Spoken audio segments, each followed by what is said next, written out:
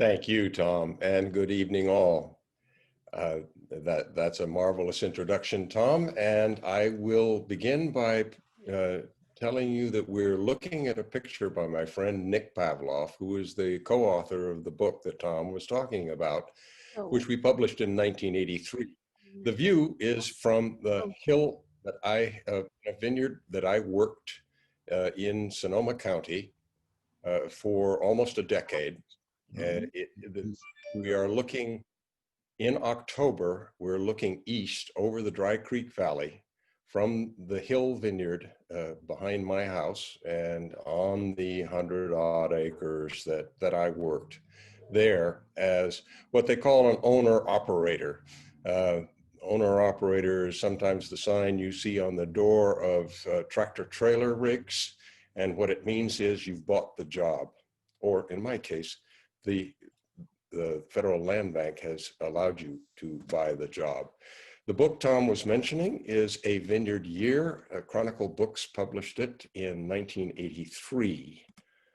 1981 was the vineyard year which we portrayed in the book. My words, Nick's beautiful photographs. What happened was that Nick followed me around for most of the turning points and some of the low points in that vineyard year, in that year in a vineyard. And he documented it in photos, and I did my job later with words. It has been 40 years since then, and in 2020, wine country is burning.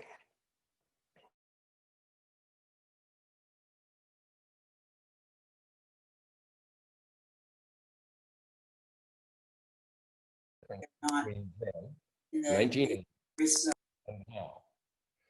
What happened in those 40 years to wine country to bring us to the point, the pass, where we find ourselves now with smoke choking the valleys and the bay and wine country burning? I'm going to suggest as we begin that this is a California parable. This is a parable of what is happening in our state in detail. I hope that you will see the parallels as we go along. First, to locate ourselves, this is Sonoma County wine country.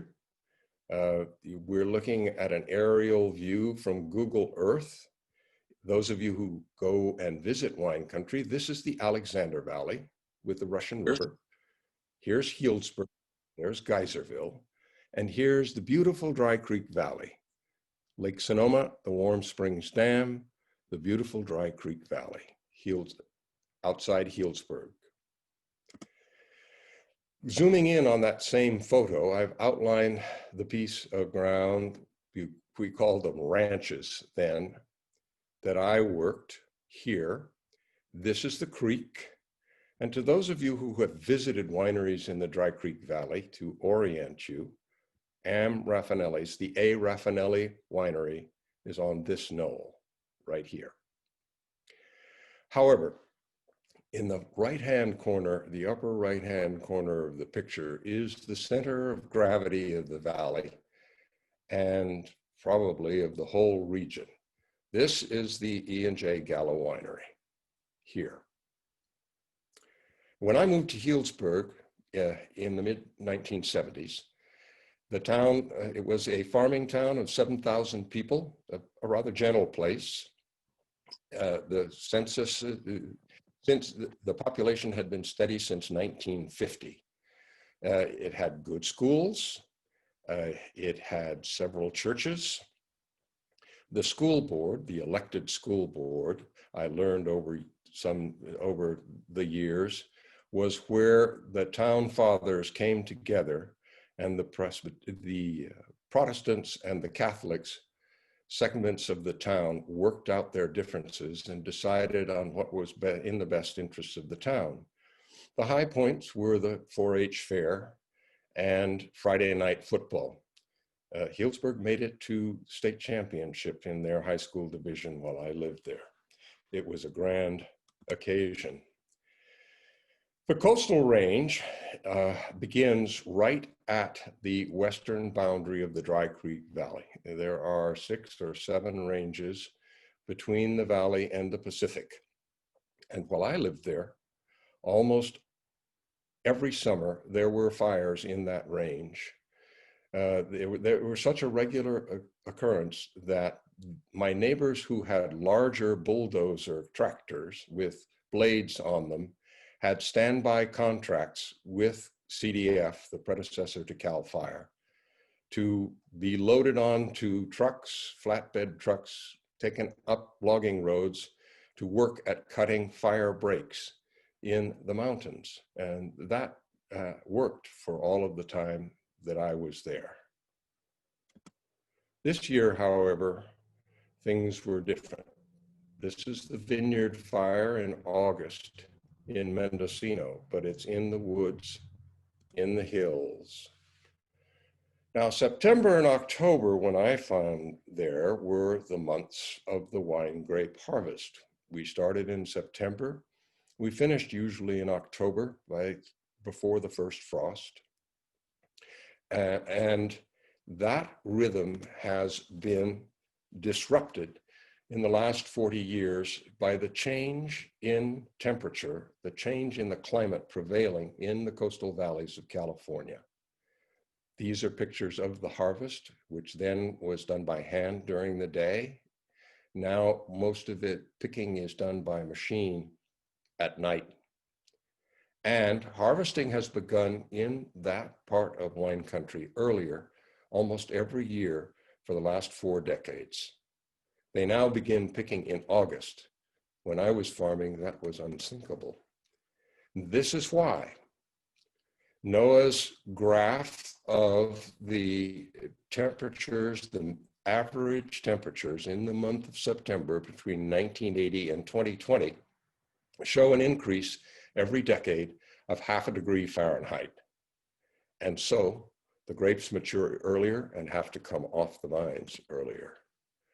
This year, they had barely begun picking in the valley here when, as part of the LNU lightning complex, the Walbridge fire on the ridges of the coastal range broke out and expanded down into the valley. Back to my piece, my ranch, the place that I worked, I have painted in the extent of the Walbridge fire here. A friend of mine still living there from his winery over here, here, told me that he saw a 747 tanker laying down fire retardant in the canyons right behind our place. So what happened that this has changed? Mine is a grape grower's view. I was a grape grower for almost 10 years, and I loved it. And what has happened since I left is that it's gotten hotter every 10 years for 4 decades. In the second place, vineyard plantings have expanded because the demand for wine has expanded. The demand for California wine has expanded. And finally, some of the newer wineries moved into the woods, just as houses have moved into the woods and out of the valleys in California. And in the woods, they are exposed. They're exposed to wildfire. They're exposed to sliding hills and mudslides. I said my point of view is as a grower. Here's a picture Nick took of me with my favorite tractor, the Caterpillar D2, first made in the late 1940s and into the 50s, not as late as 1960. There aren't that many left in the United States, and the story in the valley was that that was because after the Bay of Pigs invasion, when Castro regime ransomed the prisoners of war who had been the Cuban exiles who'd been landed on the beaches at the Bay of Pigs, one of the demands in their ransom list was 50 D2s.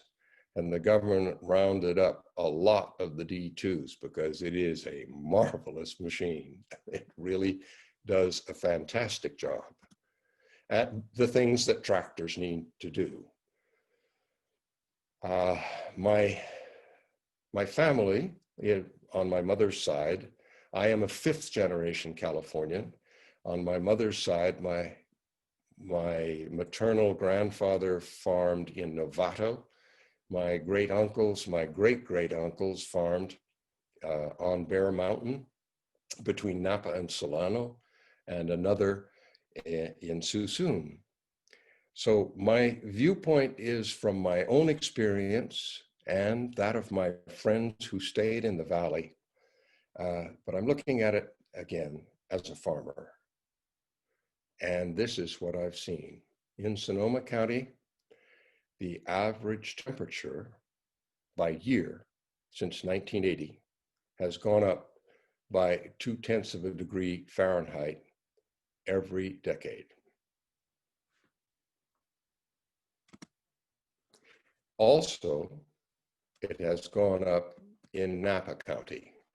And as a result, the rhythms of a vineyard year have been disrupted and changed. I pointed out that harvest now starts in August instead of September. That's a rush. What I'll try to do now is show in detail how the rhythms of the vineyard year that I knew have changed in the 40 intervening years since I, roughly speaking, stopped farming. Back then, from December into February, you were pruning the vineyard, cutting away the ripe wood and preparing for a new crop. In February into March, you waited for the buds to break out of the wood of the vines. In March and in April, you worked as hard as you could every day with tractors and sprayers and doing farmers' work, getting ready for the long, dry summer. Through April and May, the vines, bless them, grew. Sometimes on a hot day, they could grow as much as 6 or 8 inches. The canes would extend into the air and grow as much as 6 or 8 inches.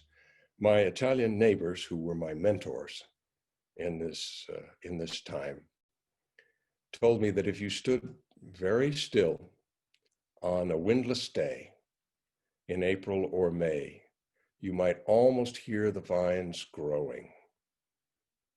And I have to say that I did that, and I heard a very faint creaking sound as the vines extended their arms to catch the sun and grow their leaves. In June and July, if you were lucky, the grapes began to mature and you nurtured them. You kept them safe. In August, we used to drift. I spent much of my time splitting wood and making ready to heat the house in the winter. Now they begin picking in August. In September, back then, we got ready, and in October, it was harvest. Rush to get the grapes off, and then wait to see how much you were going to be paid. Because in those years, remember I said that the Gallo winery was the center of gravity for the valley and the region. In those years, Gallo was the only serious buyer of our grapes. What's more, if you sold grapes to another winery, unless you were a longtime Italian friend of the Gallo family, Ernest and Giulio Gallo, Gallo would not take the rest of your grapes. So you might, if you had 300 tons of grapes to sell, you might sell 10 to a nice new winery who would pay you more than Gallo, and then Gallo wouldn't take your 290 tons. So you sold to Gallo.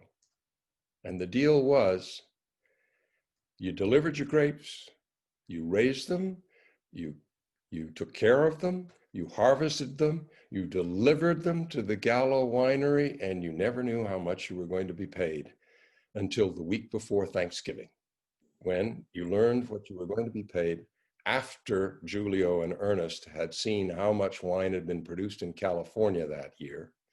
You learned how much you were going to be paid when you received a check in the mail. That's changed now. Gallo gives contracts. Julio, whom I knew, has died, and Ernest, who is responsible for convincing supermarket chains across the United States to devote shelf space to California wines, has also died. Their children are running the empire. We used to know Julio. Julio Gallo came to visit the valley regularly. Now his granddaughter Gina is the Gallo in residence. We used to call Julio Gallo. Some people said it was an alternate spelling for God. But now they refer to the ranking Gallo in the region as just plain Gina. She's married to a French winemaker, by the way. Pruning, shown here, was in January and February. Now people are pruning in November and December. Back then, you looked for a clean cut, such as this one in the picture, where you see that the phloem, the living tissue behind the bark of the mature cane, is not bleeding. That is to say, there's no sap running there, which is a very good sign. It means that the vine is asleep. The vine's dormant, and you can cut away its limbs and get it ready to produce from this little bud in the coming summer. But if you have to delay, as I once did at the urging of a Gallo field representative, and you prune too late, or it has warmed too much, the climate has warmed, the temperature has gone up too much, you may get what you see here, which are bleeding wounds. And the vines are suffering. They are no longer dormant. You get through your pruning and you're ready for bud break. That bud that we looked at in the previous picture now is pushing 2 growing points, both of which will become canes, and both of which, if you're lucky, will bear fruit all the way through the summer. The vine itself, an older vine, this is Carignan, looks like this, or looked like this in February or March. The greatest danger to your crop at this point then was an early season frost. Frosts in the coastal valleys of California are radiation frosts. It's not like a cold vortex descending from the Arctic. It is that the earth is losing its heat to the outer atmosphere on a cloudless, clear night. And so the frost begins from the ground up and approaches your crop here. And so you try to protect it. And how do you protect it? By filling the air with water, overhead sprinklers. Theory being, not theory, it's practice, it works. You raise the relative humidity in the air. In effect, you're making it rain and replacing the cloud cover that has disappeared. You can see that there is ice forming on the weeds in the vineyard rows, but not yet on the vines. Ice forming on the vines is the last resort, and that is when you case the vines in ice using your sprinklers in order for them, for the tissue, the growing tissue, to gain the heat that is being lost by the melting ice, and thus are protected.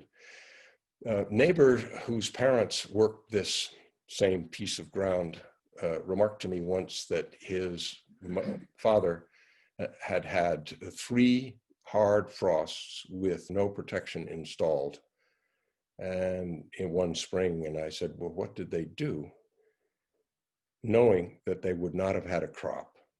And he said, They bought 2 100-pound sacks of beans, and that's what they ate for the rest of the year. My neighbor was given to exaggeration, but if you lost your crop, there wasn't much you could do. Now, I showed you how harvest temperatures and mean temperatures over the years have increased every decade, but they have not increased in February, which is when you would need to protect against an early season frost.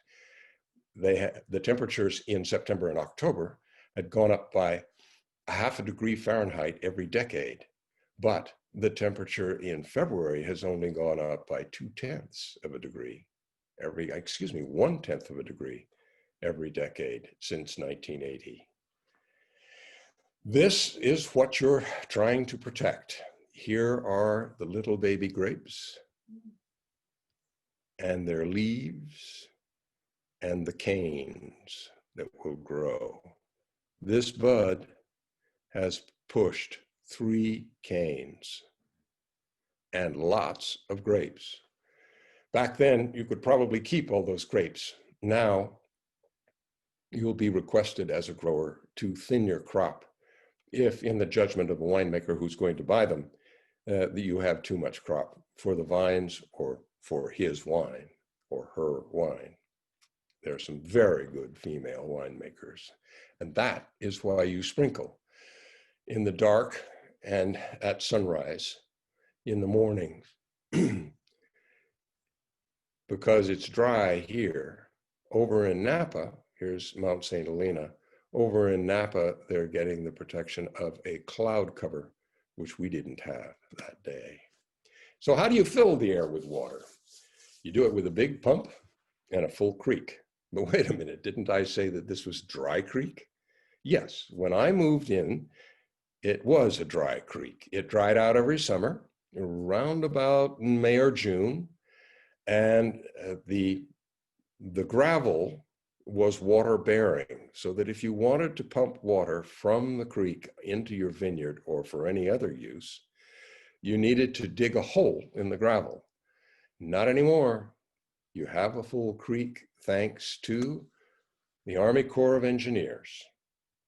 They filled Dry Creek by building a dam. This is a picture of Lake Sonoma, which was built upstream. I showed it to you in an earlier picture of the valley, and now guarantees a steady flow of water down the creek, which prompted the Corps of Engineers to announce to us, a gathering of growers in the Healdsburg Town Hall one evening, that they had plans to develop recreational uses along the creek that we owned outright. All of us as riparian owners. Our title stemmed from a Mexican land grant. The Republic of Mexico land grant of the Tabaco Rancho was the northernmost land grant in California. And our title predated the state of California. So we argued with the Corps of Engineers and those who had told us that they were going to put the canoe rental here and the picnic tables there, and this would be a beach where people could launch in their kayaks or swim. And we said, no, we use this for agricultural purposes, which is one of the principal purposes of your dam. Well, that went on for 2 years, but if you drive into the Dry Creek Valley now, you'll notice that there are no recreational facilities along the creek, and it runs full all summer. Fortunately, because that leads you to this stage when all of the vines are now beginning to grow, pushing out their canes and getting ready to give you a crop that will allow you to survive, pay your mortgage, and pay back the crop loan that you took out. And we all know that California dries out. In May, the hills turn brown. Only the woods stay green, the woods and the vines. Now, how do they do that? They do that by taking water out of a mineral sponge, the soil under the vineyard, which is left at what we call field capacity in a wet winter. In a sufficiently wet winter, and out there, rainfall used to be from 40 to 50 inches. In one flood year, it was over 80 inches in the winter rainy season.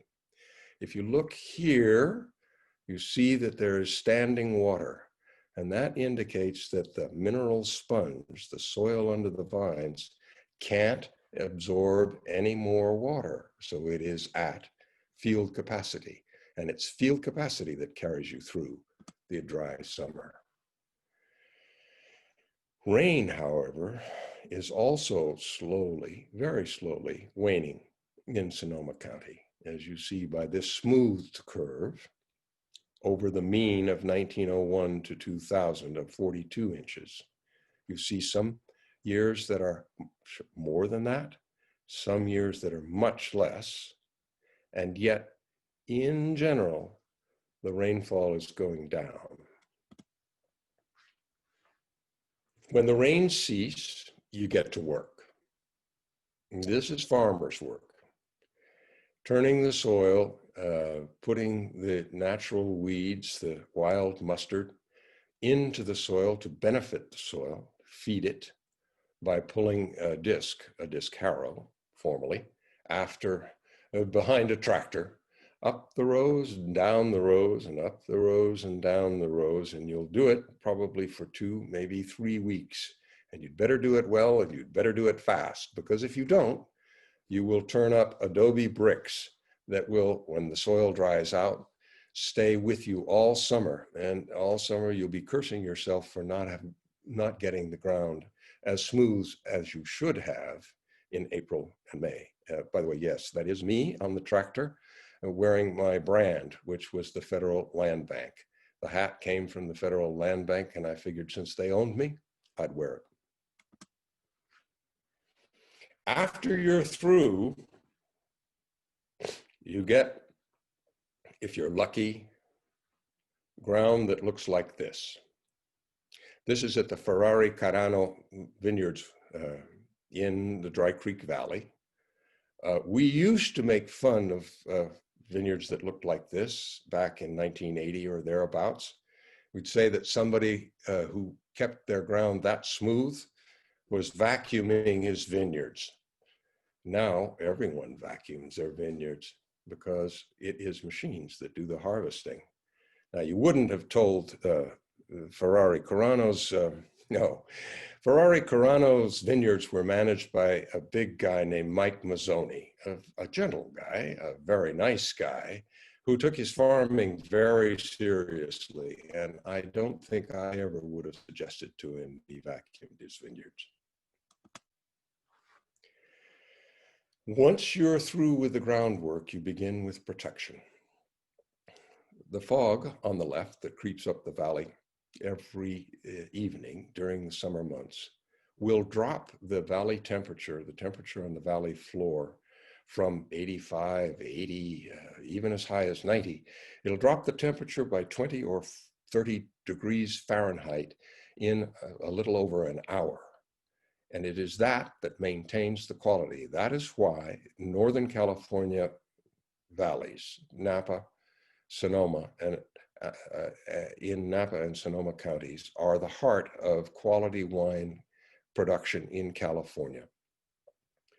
The fog lowers the temperature enough so that the vines cease growing in the Big Valley, that is to say the Central Valley, where a great many grapes are grown and a great deal of wine is produced. They don't get the acid that we develop in the coastal valleys because their heat endures all the way through the night. But with the fog, the heat does not endure. And with the fog comes the need to protect against powdery or downy mildew, a little fungus that loves sugar and will eat it right out of your grapes and turn them gray. The way you protect is what I'm doing here. putting, loading bags of mineral dusted mineral sulfur to be blown up, that is to say, blown into the vines with this great big fan at the back of the blower, the duster. You have to do that at night when the fog is in and when there is no wind. So it makes an ungodly, literally ungodly racket. It sounds like a troll or some other monster is lost and wandering up and down the vineyard rows at 2 in the morning, going ooh as it gets close to you, and then ooh as it fades away.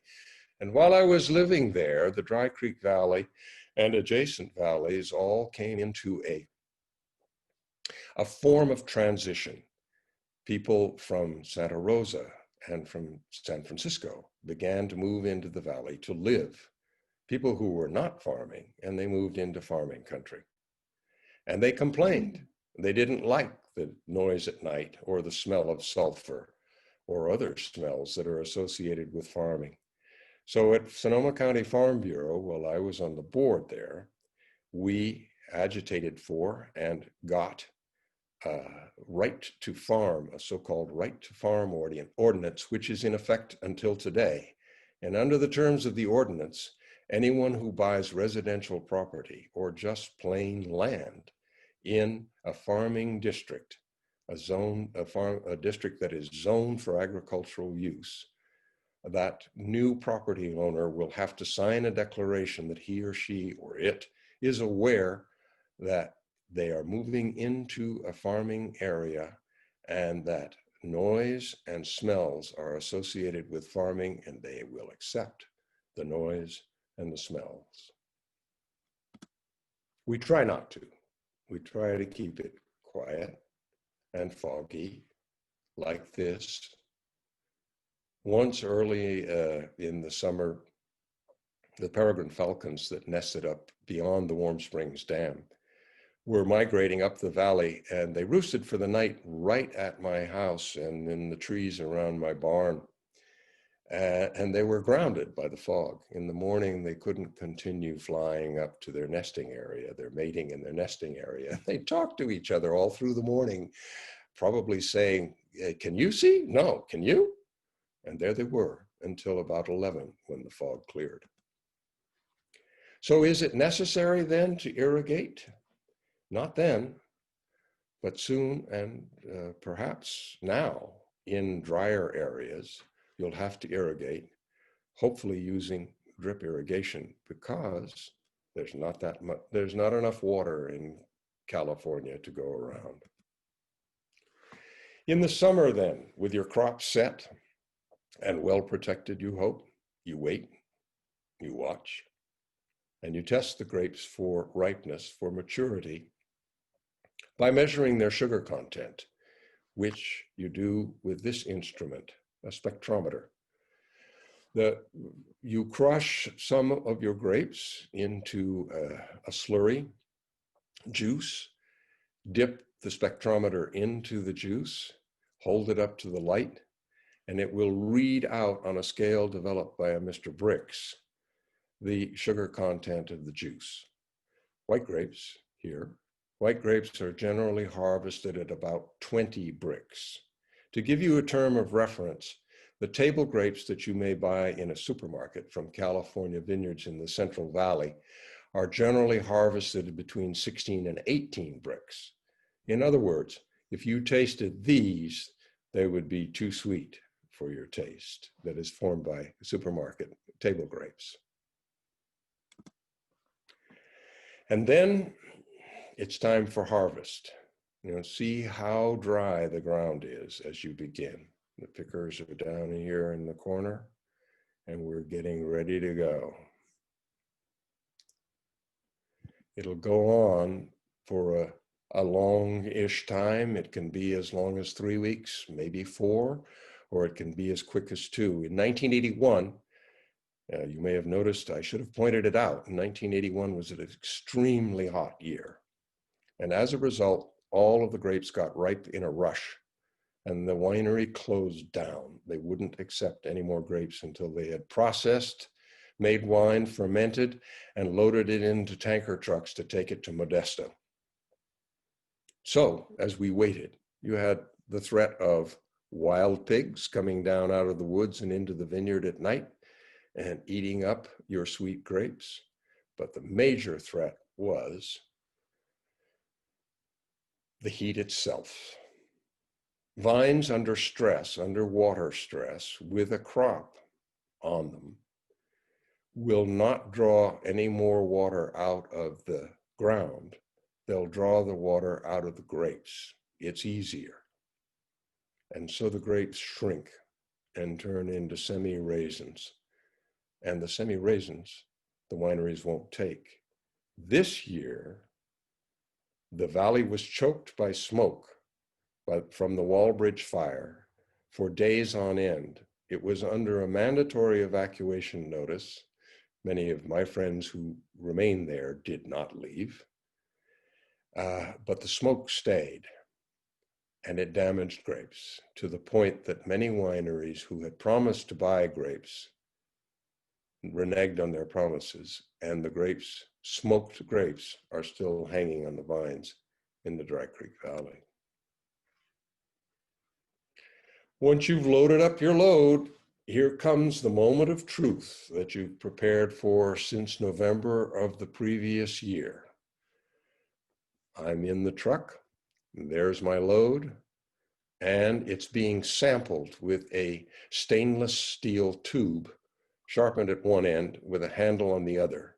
They take a deep sample out of the load of grapes, put it into a crusher, dip a spectrometer into that bucket, and tell you how much sugar you've got in your load. The sugar in your load and the tons in your load are what will determine your fate for the next year.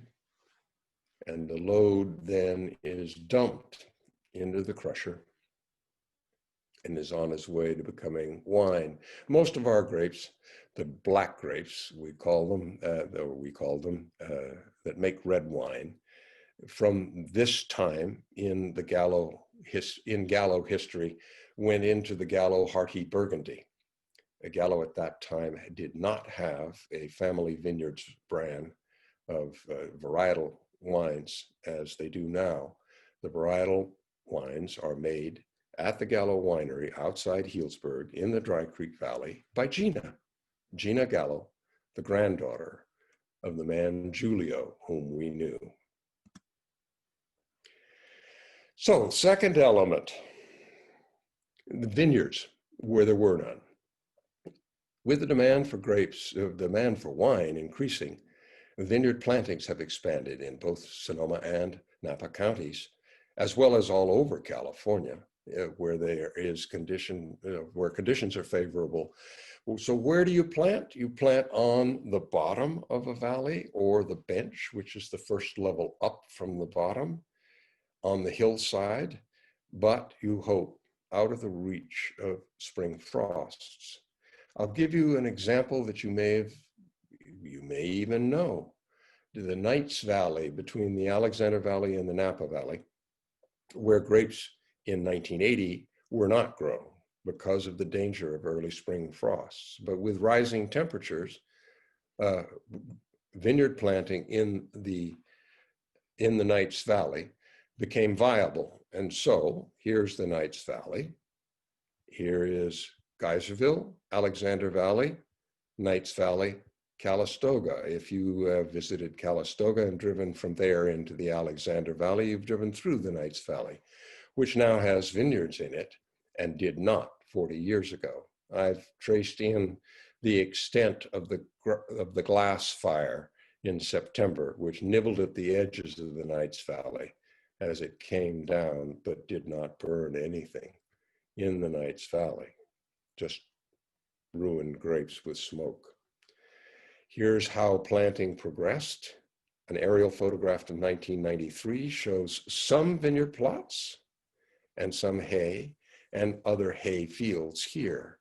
By 2016, the vineyard plots and the blocks of vineyard have expanded to where the hay was, and the Knights Valley is now a wine grape producing area. Finally, wineries, new wineries, have been built in the woods the way houses have. And in the woods, they are exposed to one of the dangers of living in California, which is wildfire. It may have been that we just learned it as Californians with mother's milk, so to speak. But when I grew up, it was a dictum. It was just known that you did not build in the woods, and you didn't build on a hillside unless your foundation could reach rock. And that rule has faded as the population has increased. And so we get houses and wineries in the woods, just new wineries mostly, in both Napa and Sonoma counties. In the Napa Valley, here's the bottom. And if you've driven up 29 on a winery tour, you've driven through Napa to Yountville, to Rutherford, to St. Helena, and all of the old line wineries are right along the road or within reach of the road. But newer wineries have spread into the hills here, and they're at risk because you have the bottom, you have the bench, and you have forests. For example, in Mendocino County, if you had planted a vineyard in Mendocino County as the temperature warmed and you could grow grapes in Mendocino, why you wouldn't put a winery if you wanted one here on the flat, on the bottom, where your vineyards could grow well. No, you might look at a site up here or a site here. And if you'd done that, you'd have to call in the CAL FIRE helicopter that is drenching that area with water in the vineyard fire this year. And this is what happened in the Napa Valley in the glass fire, which you will have seen on your television screens and in images in the local newspapers. The glass fire in September was halted here on the east side of the Napa Valley. And then the wind shifted and blew from the east. And when it blew from the east, it leaped across the natural fire break, which is the valley itself and the vineyard plantings, and into the woods on the other side between St. Helena and Calistoga.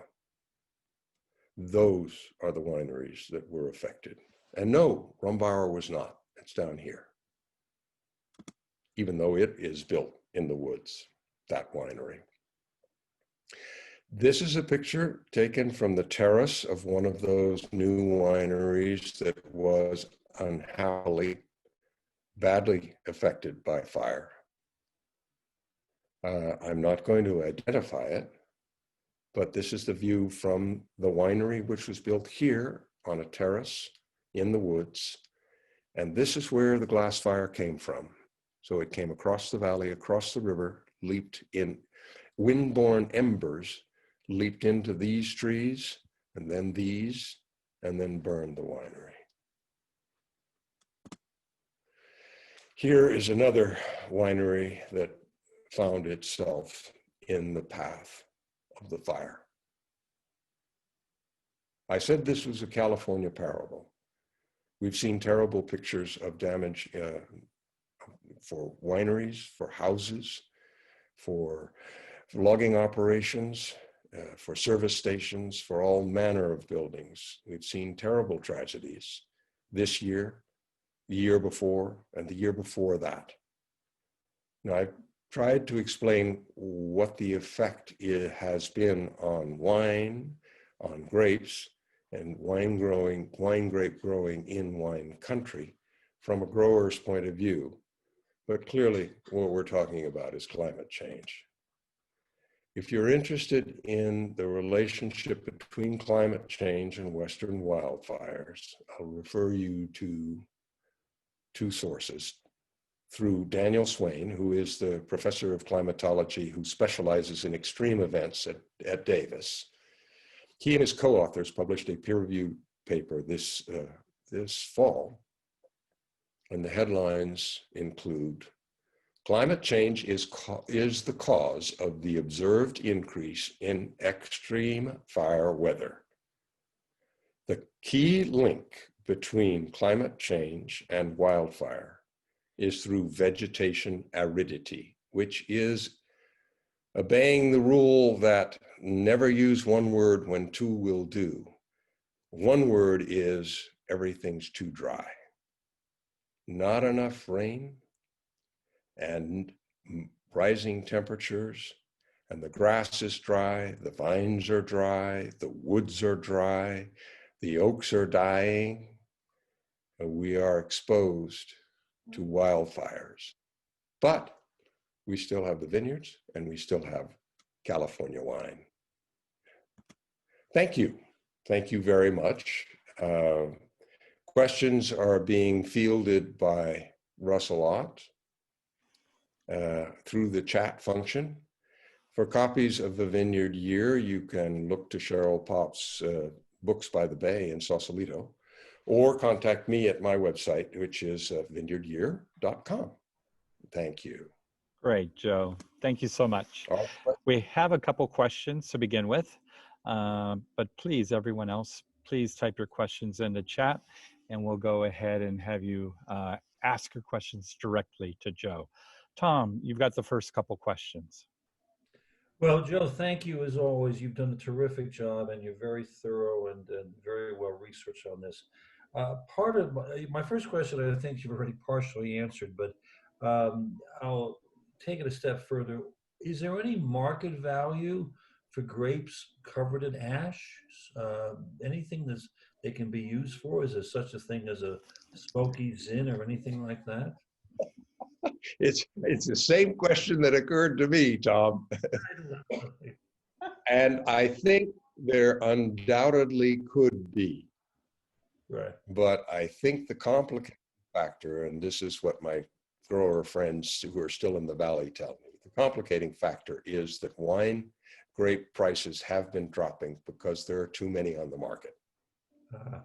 And another element that supports that argument is that Gallo, the Gallo vineyard, took all of the grapes that they had contracted to take. Now, Gallo is a market maker in the sense that what Gallo says is the price for bulk wine is the price in California. And they know they're magicians with chemistry. Remember I said that Hardy Burgundy was where our grapes went? Well, Hardy Burgundy, in the 10 years I was in the Dry Creek Valley, Hardy Burgundy went from dead dry to a little sweet because that's what the market wanted, back to dead dry. Gallo can do almost anything, and so can other modern winemakers. So I suspect that the suspicion of my friends is correct, and that you could make smoky wine and not even know that it was smoky wine. But the wineries are using that as an excuse because the demand for wine is dropping. I see. Okay, Joe, thank you. One other question. I think of the Dry Creek as red versus white wine. Is that still the case? Not entirely, Tom. It is very good for reds. It's gotten too hot for Pinot, which was a bright white hope then. But the Sauvignon Blanc that is grown along the Dry Creek, right by the creek where the fog is densest, is still is very, very, very good wine, Tom. When I moved in the transition in Healdsburg from old line Italian and non-Italian growers into new people, was signaled by two East Coast MBAs who moved into the valley and established themselves in the early 70s. they very enthusiastically produce white wines. You must know one of them, Dry Creek Vineyards. Dave Stair makes Sauvignon Blanc. So does Ferrari Carano, Don Carano. Yes, yes. Thanks, Joe. Thank you. All right, for our next question, we're going to go to Alika. You can go ahead and unmute your line. Hi, thanks, Russell. This is Aleka. My son, Carson, who's 11, has a question for his grandfather, please. Go ahead. How many grapes does it take to make a single bottle of wine? Really good question, Carson. It depends. It depends. It depends on the number of grapes. It depends on how big they are. It depends on how full of juice they are. But in really general terms, you know, a 5-gallon bucket, like the ones you pick the vegetables in your garden, the ones that are in the garage. You fill one of those and twice, and you'll probably get a bottle of wine out of that.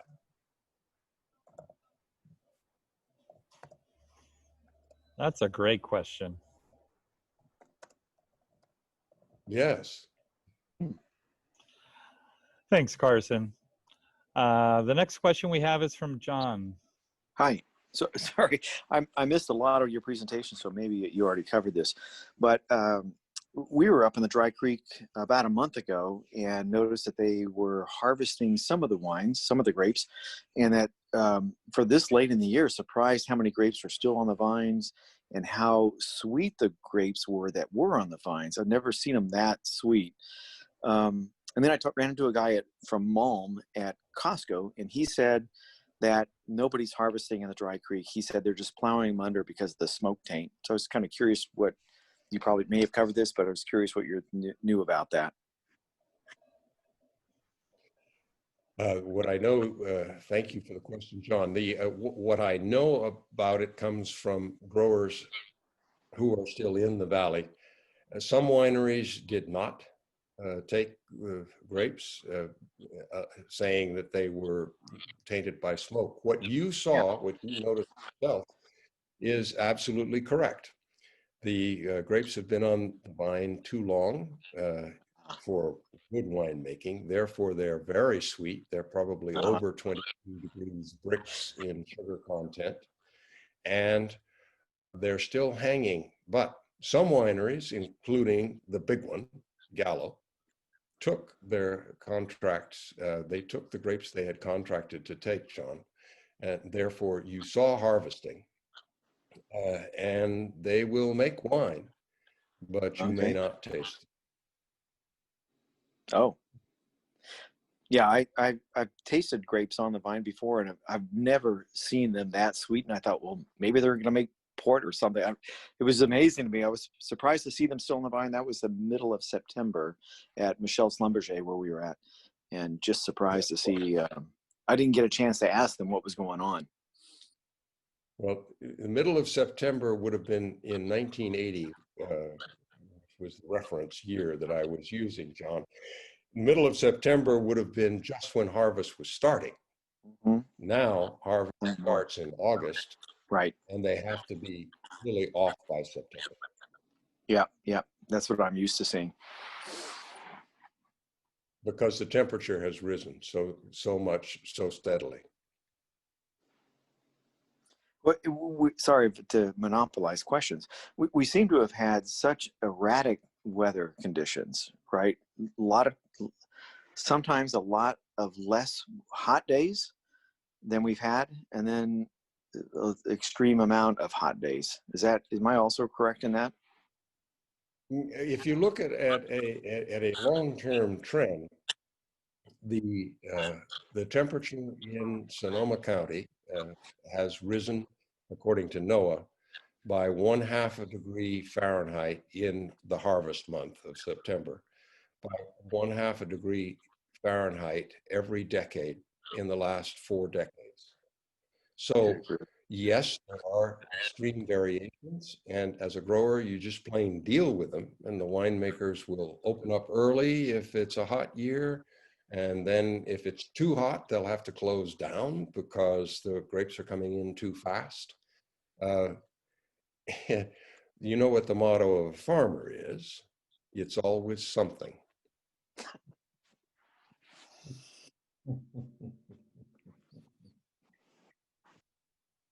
Okay. Joe, I have one final question for me.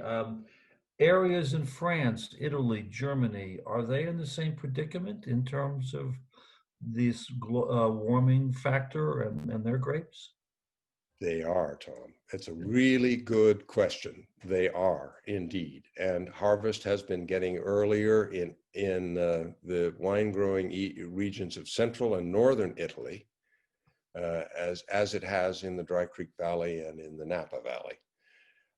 It's also the case that some of the varieties that depended on cool weather, that is to say, weather that was a mixture of hot days and cool nights, may no longer be successfully grown in some of the upper reaches, for example, of the Burgundy country. Excuse me, of the Bordeaux country. Thank you. Thank you. And on the other side of the channel, in England, they're able to grow varieties that they never were able to grow before in order to make wine in England, English wine. How about that? Hmm. All right, that was a great answer. Is there anyone else who has a question for Joe while we still have him here with us?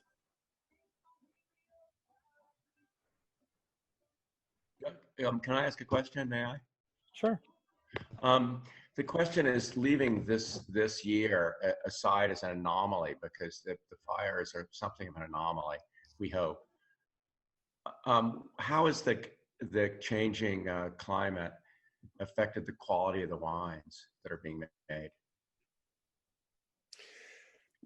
Well, you'd be the best judge of that if you are a wine drinker. I'd hesitate to judge. I think that the winemakers' techniques have kept pace with almost everything that the climate has been able to throw at them, except perhaps smoke-tainted grapes. It seems, however, that varieties are migrating so that you used to get Pinot Noir along the Russian River. Maybe that won't be the case in the next 5 to 10 years, but the Pinot Noir that is growing along the Willamette Valley will produce very good Pinot. It's the same case in Europe with varieties moving with the climate. And if they can, they'd be leaving the soil types that make for typical, give wine its typical qualities, the so-called terroir.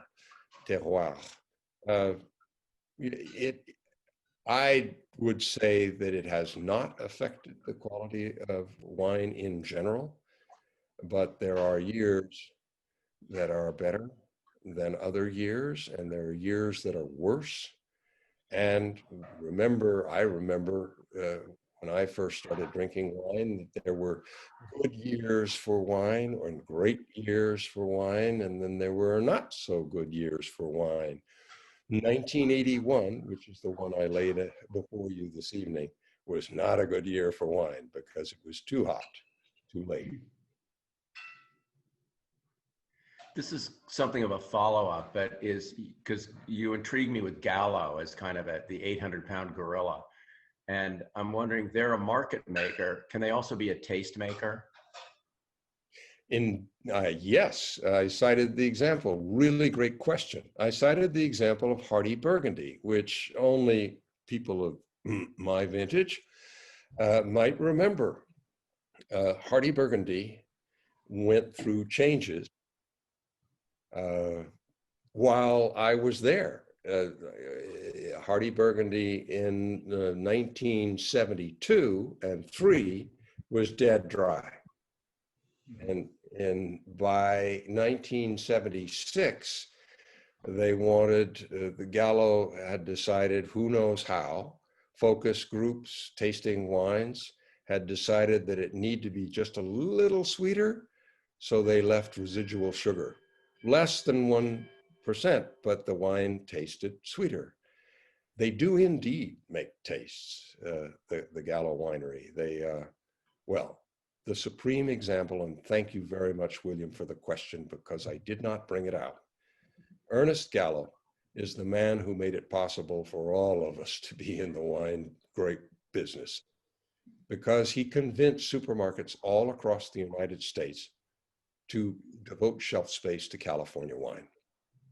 And that broke open the demand that had been concentrated on wines, jug wines, really, imported from Italy and France, and gave us access to the great big North American market. Gave us, being California wine grape growers and California vintners, access to the United States market. Indeed, they made taste. They made America learn to drink wine. Okay. Thank you.